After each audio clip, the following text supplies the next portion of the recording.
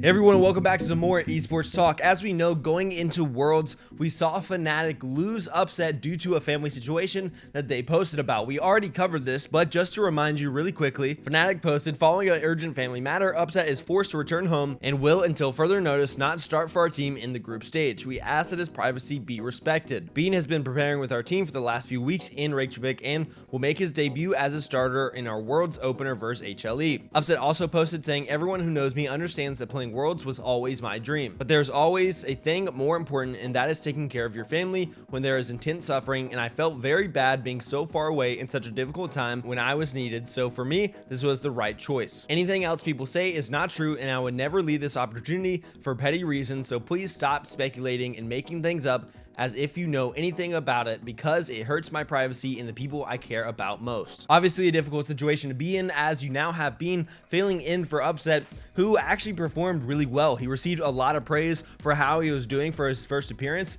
and a lot of people really did support them and wanted to see FNATIC succeed. However, we also saw their mental kind of deteriorate early on in Worlds, and you could tell that there was something off with a lot of the team, which led to a lot more speculation, especially with Bwipo, which is what we are here to talk about today. We saw Bwipo in a bit of a weird rut, and a lot of people started speculating what was wrong. That only escalated after he went on to unfollow a lot of different FNATIC accounts. He then posted, don't read into things too much, just need a break from socials. And with that, like I said, speculation just started popping up everywhere about him, about Lena, his girlfriend, and what was going on. She also had her account locked. He got removed, I think, from her bio. There was a lot of stuff going on that people weren't sure about. Now, Bwipo sometimes was performing really well, but then other times when they were losing, you could tell that he wasn't exactly in the right state of mind. And so it was this weird back and forth where we didn't really know where he was at. You know, we didn't know what his relationship with the team was, with unfollowing them,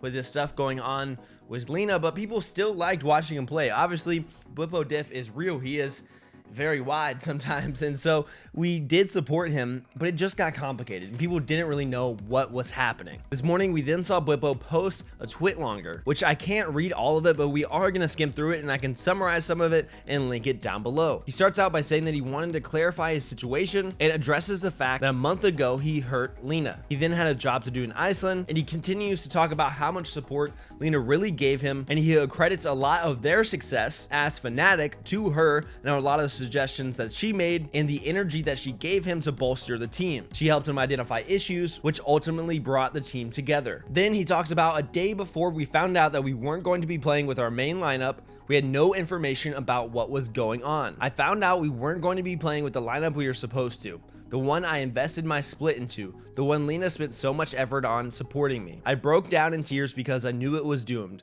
I don't know what to do. All of our success came from our bot lane. Without it, I don't see a way. I couldn't get over it in 16 hours. I also couldn't in 40, neither in 64. Losing everything you worked for months and being asked to start from 16 hours before we play, this broke me. I wanted to go home. I was so frustrated with how it was handled. I unfollowed FNATIC and its management in my anger.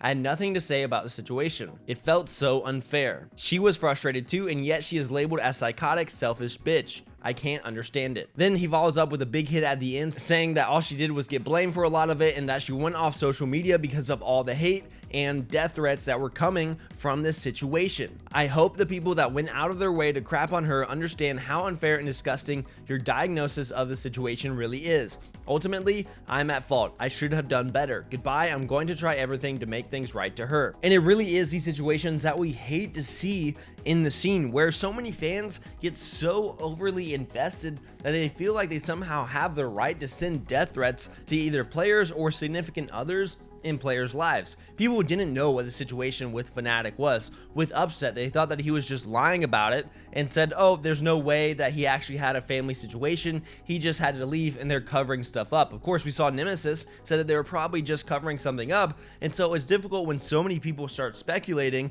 and then that leads to hate being brewed and them sending death threats and hate towards people in private messages or just in tweets in general, and that leads to people having these difficult situations, which Bwipo did clarify.